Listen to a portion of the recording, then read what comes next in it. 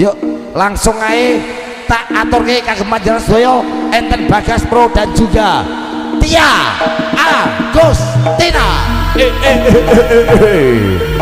Iya Perkasa Budaya.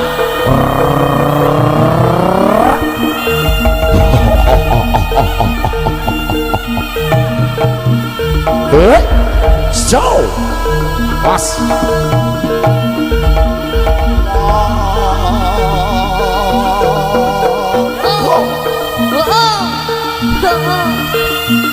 Perkasa Budaya. Ya,